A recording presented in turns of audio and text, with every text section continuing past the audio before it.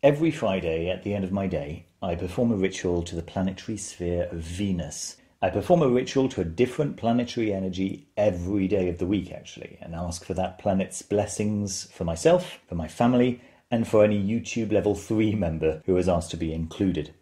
I enjoy every day's ritual in a different way, but Fridays are very special to me. It's the day when I ask to be blessed by the energies of the Divine Feminine. Carl Jung wrote extensively about what he calls the Anima in his book, The Archetypes and the Collective Unconscious. I'll make a whole video about that at some point, no doubt, to properly present the topic of the Anima in context.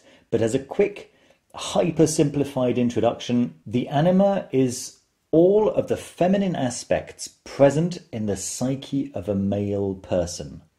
The equivalent in a female person would be the animus, so the masculine aspects of the female psyche. I'll just add here as an aside that one of Jung's most famous successors, James Hillman, argues that the anima is also present in women and the animus in men. The broad simplification, if we stick for a moment to Jung's original description, is that when a male person refuses to acknowledge the feminine aspects of his own psyche, those feminine aspects don't just go away. Instead, they tend to find backdoor workarounds, and they end up manifesting in ways that can be much less desirable, much like the shadow, if you're familiar with that concept. I'll be doing a whole video on that as well, by the way. So it's generally very desirable for men not only to acknowledge the feminine aspects of their own psyche, but to familiarize themselves and even embrace those aspects. This is called wedding the anima. And it's actually the topic of most of those fairy tales that some modern critics declare to be disempowering to women. No, Snow White and the Sleeping Beauty are not patriarchal stories about weak princesses who need to be saved. In fact, they're not about women at all. They're about the female aspect of a male person's psyche, which lies dormant and needs to be discovered and embraced, failing which the kingdom can't function and the man remains a child forever. That inner image is either healthily integrated and made friends with, or it becomes a tyrannical source of fear and dysfunction. That's the broad simplification in just a few sentences. So obviously I'm not going to give you a full picture with the huge number of provisos and exceptions that naturally exist. Incidentally, if you're a woman watching and you're wondering where all the fairy tales are that describe the women's psyche, well, there are just as many, in fact, including probably most famously Bluebeard, Rumpelstiltskin, Snow White and Rose Red, Vasilisa the Wise, and the Red Shoes. Clarissa Pinkola Estes' wonderful book on the subject called Women Who Run with the Wolves treats on this topic with incredible clarity, and I'll leave a link in the description, of course. But we're diverging from the subject. I was talking about how much I enjoy my Friday evening rituals to the energies and spirits of Venus. As a child, I found no hindrance to accessing the feminine aspects of my own psyche. Most of the figures of power in my life were feminine. While I was very lucky to have a father who was both present in my life and on the whole a rather positive male role model, it has to be said that his influence was significantly outnumbered by the feminine figures of power, who mostly surrounded me over the course of a typical day. My mother, naturally, my older sister, whom I looked up to as a mentor, but also my teachers, in school and also out of school, as I attended ballet lessons from the age of 3. It was initially as a recommendation from my paediatrician to help fix my back, and then I continued out of choice as, well, I started to really enjoy the female company. So yes, I lived in a very feminine-oriented world until I realized that I would have to embrace my own masculinity if I ever wanted to attract a female partner, which I really did want very much. So when I left home to study, I quit dancing. I started to work out in gyms. I shaved my head at one point. I experimented with the various aspects of masculinity and trying to work out what I could feel comfortable developing, sometimes clumsily even venturing into the realms of toxicity, I'm afraid, which was in itself quite an intoxicating experience with regards to how attractive this appeared to make me to many women. And I can see why so many men are unwilling to let go of that. Only I realized pretty quickly that the kind of women who liked what I was becoming definitely weren't the kind of women that I particularly admired, so I'm glad to say that that phase didn't last too long. But all in all, through trial and error, I managed to work out what kind of man I wanted to be. And through discipline and effort, I became the man I wanted to be, and in turn attracted the wife I wanted to be with. But this transformation came very much at the expense of the feminine aspects of my psyche, those aspects that used to come completely naturally to me when I was a child, and which I had to ignore and stop developing in order to work quite explicitly and exclusively on developing a healthily masculine persona. Now, fast forward 20 and a few years, and I've got this YouTube channel, and some incredible people decide that they like what I'm doing enough to want to support me financially. As a token of gratitude for their support, I offer to perform a daily ritual to the planet associated to each day, and it gets to Friday. And I evoke the energies, intelligences, spirits associated with Venus, Aphrodite, Hagith, and it's like talking to an old best friend after years and years, knowing that you really should have made the effort to reach out sooner, but life just got in the way. And so I ask her to re-enter my life in a healthy way, now that I'm long past the time in my life when I was working out who I was. My personality's rather settled now, and it's been settled for some years, so re-inviting the Divine Feminine into my life is no longer a question of identity, it's a question of health, of self-realization, of completeness. Well, these spirits of Venus have not let me down. The number of books that have come my way over the past 6 months that I've just bought out of curiosity, before even having a full understanding of the contents, and that have ended up being about the Divine Feminine, has been staggering, and I've grown a healthy fascination for the subject as a consequence. Some of these books have a distinctly masculine outlook, and some have a distinctly feminine outlook, and some integrate both perspectives, but they're all of extraordinarily high quality, of accuracy, readability, inclusiveness, practicality, and without exception show beautiful examples of respect and, in most cases, devotion to the Divine Feminine. And here are a few examples that I can heartily recommend, whether you're mostly male or mostly female or neither or both. Naturally, the first one is The Archetypes of the Collective Unconscious by Carl Jung. Now, this one is the foundation text for the modern scientific approach to where the Divine Feminine sits in our psyche and what role it plays there. It's probably one of Carl Jung's most approachable, easily accessible works, and definitely a great place to start for anyone curious to find out more about Jungian psychology in general. Jung was eminently versed in a wide range of world religions and mythologies, and he drew a good number of his scientific hypotheses from these traditional sources.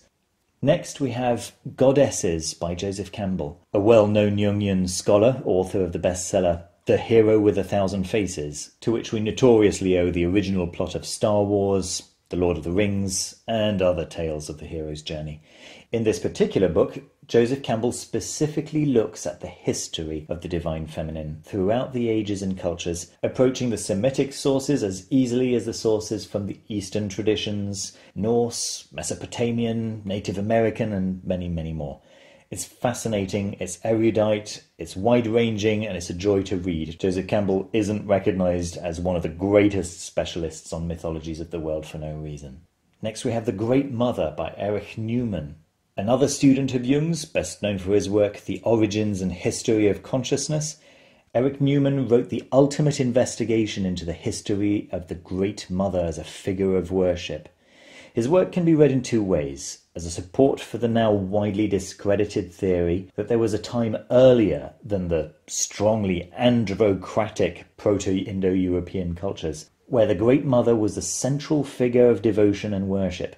By the way, I say this theory is largely discredited now in anthropology specialist circles.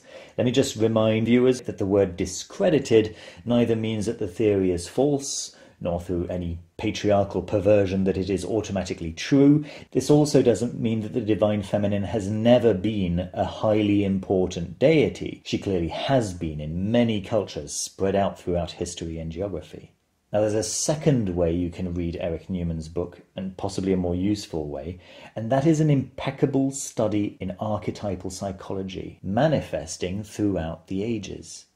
His analysis of the Divine Feminine along these two axes of character and Type of Transformation is an insightful reflection on her many natures shown through mythological figures from Isis, Mary, Sophia, to Kali, Hecate, and Lilith. I can recommend the book if only for the almost 200-page appendix, just page after page of artistic depictions of the Divine Feminine spanning 25,000 years across all continents. A word of precision, however, his psychological investigation on the Great Mother focuses mainly on her archetypal role within the male psyche. He did start work on a similar opus from the female psyche's point of view, but he died shortly after starting. His work was taken up by Marija Gimbutas, who wrote The Language of the Goddess, Unearthing the Hidden Symbols of Western Civilization, published in 1989.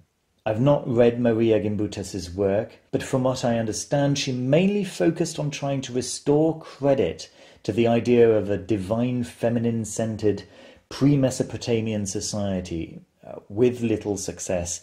If I'm wrong in my understanding here, please don't hesitate to provide your own understanding in the comments. However, if you'd like to read about the Divine Feminine, specifically from the point of view of the female psyche, then there's the extraordinary book by Clarissa, Pinkola, Estes, which I mentioned earlier, Women Who Run with the Wolves. It's a dense read, but the book's designed to be an initiatory process for women, and I've yet to hear from a woman who's completed the reading who has not experienced deep inner change and empowerment as a process. I mentioned earlier that one of the topics this book approaches is the Divine Feminine in fairy tales from a female perspective. Well, there's another book that also takes a Jungian look at the Divine Feminine in fairy tales, but this time from both female and male perspectives, and that's this book, The Feminine in Fairy Tales, by Marie-Louise von Franz. Links to all these books are in the description, of course. I'll also leave a special mention for Peter Gray's first book, The Red Goddess, which is getting a new edition through Scarlet Imprint at the time of recording this video, which treats of the demonic feminine, in case you have a greater affinity for the left-hand path approach. Now, all of these books have a distinctly Western outlook, but of course from an Eastern perspective, we have the whole practice of Tantra, which focuses very much on the Divine Feminine in her many aspects. The main introduction that I'd recommend would be Awakening Shakti by Sally Kempton, one of my favourite authors, whom you might recognise from her book Meditation for the Love of It, the one with the awful cover that I keep harping on about. She presents the Eastern perspective on the Divine Feminine for a Western audience, with her usual mix of anecdotes, traditional lore, and suggestions for practice, clearly pointing out, by the way, when a suggestion is more suited to male or female practitioners, and offering alternatives wherever necessary. Finally, for an Eastern perspective with a left-hand path slant, I recommend Aghora by Stephen Svoboda, which is one of the most entertaining reads I've enjoyed in recent times, though I will caution those with a weak stomach to wait an hour or two for their breakfasts to settle before picking this one up. And also Ferocious by the Sepulchre Society, published recently by Theon Publishing, for a complete set of rituals designed to approach 7 terrifying aspects of the Divine Feminine as an approach to ultimate gnosis. Hopefully you'll have found something within this week's video to spark an interest. The Divine Feminine is definitely a much misunderstood topic, and I really would like to go a little deeper into the concept of the Anima at some point soon, maybe in the context of a more comprehensive introduction to Jung. Please consider leaving a like if you enjoyed the video, or a dislike if you hated it. And if you choose to subscribe, please remember to click the little bell button if you'd actually like for my videos to appear in your list of suggested videos more often. Anyone who wishes to support me beyond the usual YouTube interactions, you can click on the join button next to the subscribe button and find out more about memberships and how they help to support the channel in a very direct way. And if you'd rather make a one-off payment, then you can find my PayPal details in the description. I'd like to extend my heartfelt thanks to all members from all levels for their very kind support. I'm really looking forward to talking to you about this week's topic in the Foolish Fish members Discord chat server. And speaking of members, I'd like to extend specifically my gratitude to the level 3 members, the Magister Venerabilis members, this week being Byron Marmul, Tara Nicholson, Ricardo Colomé, Nia the Irnach, R.A. Skill Y.O., Aristarchus, Oscudle Intin, Amanda Mayer, Ferian 1, Justin Lloyd, Rahul Nair, King Rainbow, Eleonora F., Jorge Salas, Luis Mancilia, Ian Smith, Osvaldo González Núñez, Fernando Martín del Campo, Robert Mahoney, Alvin A., Jason, Frater VPF, W.A., Frater D. Lane, A Million Ways to Wipe, Alexander Carval, Sheridan, Brandon Wilkinson, Andrew Kudlak, Mateusz Sadowski, Chase Lawrence, Mrs. C.Y., Medusa of Chaos, Seidr, Matu, Mystic Imagination, Merrily Duffy, Meta Gordy, Damnatio Memoriae, Sun Cat, Ted Kaiser, J. Joseph Safi, Kyle Walker, Roluch Ashron, Charbon, Patrick, Arcantum by Mr. Friborg, The Jade Ghost, Timothy Owens, SMQAI, and Z. Daniel Barnett. Thanks as always for watching the video and for all of your support, and see you very soon with another video.